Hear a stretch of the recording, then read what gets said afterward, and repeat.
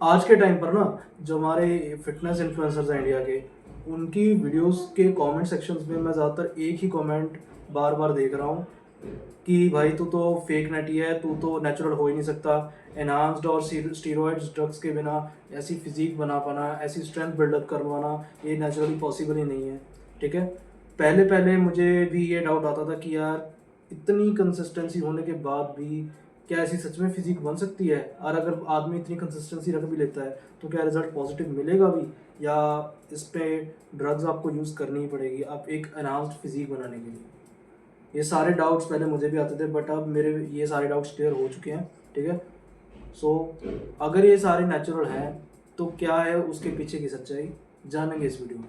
तो watch this video till the end, hit the like button and subscribe this channel for more such videos. सबसे पहले ये जानते हैं कि नैटी और एक नॉट नैटी में एक्चुअली डिफरेंस होता क्या है। कई लोगों को तो इसमें कंफ्यूजन होती है, वो बस ऐसे ही कमेंट सेक्शन में लिख देते हैं कि भाई तू तो नैटी नहीं हो सकता, जबकि वो होता नेचुरल भी है।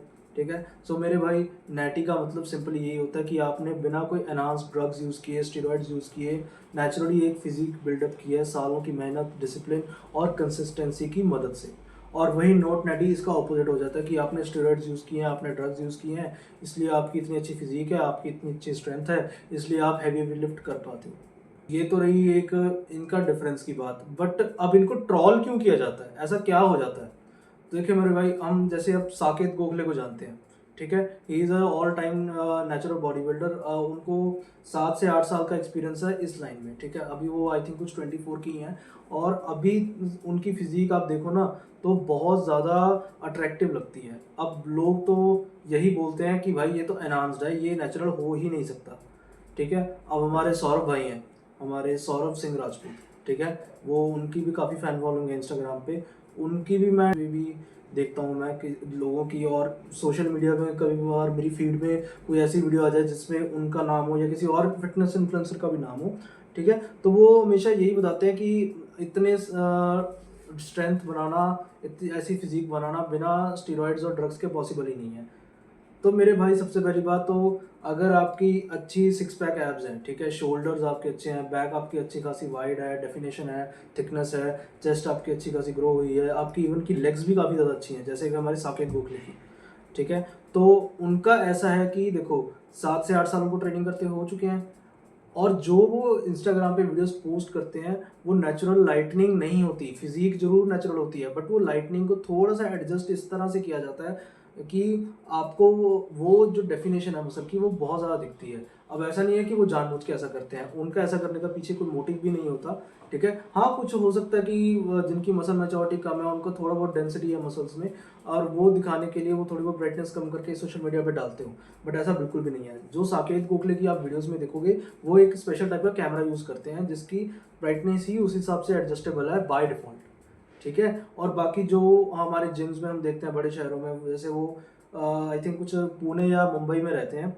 ठीक है। और वहाँ के जो जिम्स है ना, वहाँ पे एक्चुअली होता क्या है, वहाँ पे अलग से एक पोजिंग रूम्स बने हुए हैं जहाँ की लाइटनिंग ही ऐसी है, जहाँ पे अगर कोई नॉर्मल सा डोले शोले वाला बंदा भी चला जाए, उसके बाइसेप्स भी, उसके फाइबर्स भी एकदम ऐसे एनहांस दिखेंगे। तो उनको तो बहुत साल की ट्रेनिंग का एक्सपीरियंस है। दूसरी बात, उनकी डाइट ही उस हिसाब से है। मैं पिछले 1 साल से ट्रेनिंग कर रहा हूँ, और ट्रेनिंग, डाइट, इन दोनों चीज़ों को अच्छे से मैनेज करने के बाद मुझे बहुत अच्छे खासे रिजल्ट्स मिले हैं। इसलिए मैं ये पूरे प्रूफ के साथ बोल सकता हूँ कि हाँ, रिजल्ट्स मिलते हैं, बस आपको कंसिस्टेंसी और डिसिप्लिन की ज़रूरत है अपनी लाइफ में। ठीक है। अगर हम अपने सौरभ भाई की बात करें, जैसे मैंने आपको बताया, ठीक है, हमारे एक और भाई हैं शिवम भाई, हमारे आयुष भाई, और भी बहुत सारे हैं, जैसे डियोन हो गया, हमारे इंडिया का आर्नोल्ड बोलते हैं उनको। ठीक है। गुरु जी के बाद हमारे मुकेश सिंह गहलोत हो गए, और हमारे जतेंद्र सिंह सर हो गए। ठीक है। हमारे गुरुमान सर हो गए। ठीक है। अब जैसे फरवरी में क्या हुआ था, वैलेंटाइंस के वीक में सौरभ भाई का नेशनल्स था पंजाब में। ठीक है। पावर लिफ्टिंग करते हैं वो। उनका क्या हुआ, 290 केजीज तक तो उन्होंने सेकंड अटेम्प्ट में लिफ्ट कर लिया, और जैसे ही उन्होंने 305 केजीज पुल किया, उनका हाथ हल्का सा स्लिप हो गया, जो कि राइट हैंड में हल्का सा, जब उन्होंने लिफ्ट किया हल्का सा उस हाथ से स्लिप हो गया। और इसी बात को सोशल मीडिया पे लोगों ने ट्रोल करना स्टार्ट कर दिया कि वैसे तो जिम में इसने 312.5 भी उठाया, 307.5 भी उठाया है, कंपटीशन के 1 हफ्ता पहले की बात है ये। ठीक है। और कंपटीशन में जाते ही 15-20 केजी का फ़र्क कैसे पड़ गया? बस इसी बात को लेकर उस दिन से लेकर अब तक 4-5 महीने हो चुके हैं उस बात को, और अभी तक इस बारे में ट्रोल चल रही है कि भाई उसने पक्का एनहांस्ड ड्रग्स लेने उन 3-4 दिनों में बंद कर दिए होंगे, इसलिए कारण उसकी स्ट्रेंथ गिर गई। मेरे भाई ऐसा हो ही नहीं सकता। अगर आप स्ट्रेंथ आपकी बड़ी थी तो एकदम से गिरती नहीं है। अगर उसने ड्रग्स लेना बंद भी किया होगा तब भी उसको हफ्ता 10 दिन 15 दिन लगे होंगे स्ट्रेंथ गिरने में भी। टाइम लगता है हर चीज़ को, अगर बनने में टाइम लगता है तो गिरने में भी टाइम लगता है। हाँ चलो वो बात अलग है कि कम टाइम लगता होगा गिरने में, बट आप खुद सोचो, कई बार हम ऐसे लोगों को भी देखते हैं जो 8-8 साल ट्रेनिंग कर लेते हैं फिर भी 200 केजी भी पुल नहीं कर पाते। मैंने ऐसे बहुत लोग देखे हैं। मैं अभी अगर खुद की बात करूँ, मैंने 120 से ज़्यादा कभी पुल नहीं किया, ठीक है। और ट्रस्ट मी 305 केजीज बहुत ज़्यादा होता है। एक पावर लिफ्टर के लिए भी इजी नहीं होता कि वो 300 किलो पुल करे। एक तो मेरे भाई 8 साल से वो मेहनत कर रहे हैं, ठीक है। अगर उसने मसल गेन किया, उसने पहले दिन से ही एक पावर लिफ्टर की अपनी फिजिक जो है वो मेंटेन नहीं की थी। पहले 2-3 साल में वो थोड़ा सा ट्रेनिंग करते थे, फिर उसके बाद वो पावर लिफ्टिंग में आए, तो फिर उन्होंने उस हिसाब से 3-4 साल अपनी अच्छी खासी ट्रेनिंग की, डाइट वगैरह सब मैनेज की, ज़्यादा डिसिप्लिन रखा, और जिस कारण वो यहाँ तक अचीव कर पाए। बस इसी बात को लोग ट्रोल करते रहते हैं। मतलब ये क्यों होता है? सामने वाले की मेहनत पे इतना आप कीचड़ उछालते हो, ठीक है। आप खुद जिम में जाकर, जो ये लोग होते हैं ना, खुद जिम में जाकर मेहनत नहीं इनसे होती, दूसरे को ट्रोल कर सकते हैं ज़रूर। खुद जिम में जाकर कभी एक महीना डिसिप्लिन से कभी डाइट वगैरह, ट्रेनिंग वगैरह, अपनी स्लीप को मैनेज करके देखो, आपकी हालत ख़राब हो जाएगी। अब सवाल ये उठता है कि नेचुरल ग्रोथ सच में पॉसिबल है भी या नहीं।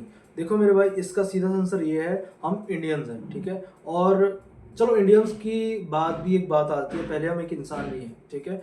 इंसान के मस्कुलर फिजिक तब बन सकती है जब उसके जेनेटिक्स भी अच्छे हों, ठीक है। हम इंडियंस हैं, हम इंडियंस की जेनेटिक्स, जहाँ तक मेरा मानना है 70-80% तक हमारा रोल प्ले करते हैं हमारे जेनेटिक्स, ठीक है।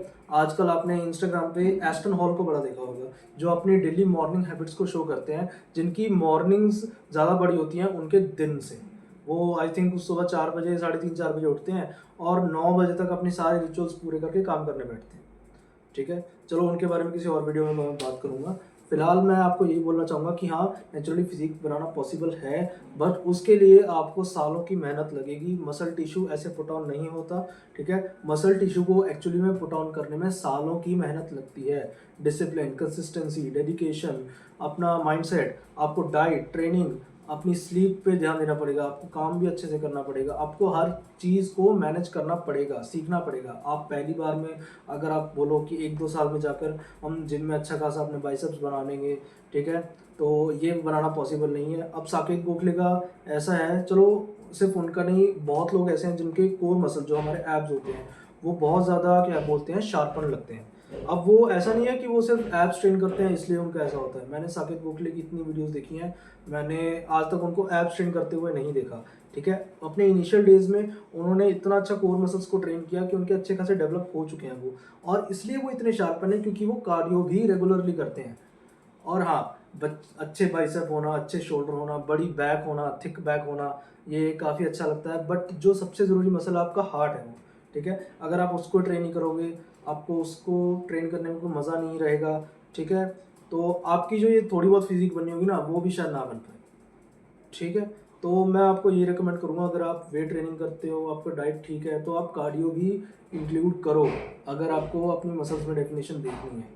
अब मुझे 1 साल हो चुका है जिम जाते हुए, अब मैं अगली वीडियो में अपनी जर्नी को मेंशन करूँगा सारी वीडियो में कि 1 साल में मैंने क्या क्या सीखा, ठीक है। और बस इस वीडियो के लिए बस इतना ही। आपको क्या लगता है कि सच में फिटनेस इंडस्ट्री और ज़्यादा ग्रो होगी आगे आने वाले टाइम में, या नेचुरल बॉडी बिल्डिंग में नेचुरल जैसा कुछ बचेगा, ठीक है। बहुत हम देखते हैं कि बहुत जगह स्कैम भी हो रहे हैं, क्या ये फेक है, ठीक है। आपकी क्या राय है कमेंट्स में ज़रूर बताना, एंड मैं मिलूंगा आपसे अगली वीडियो में। तब दिन के गुड बाय।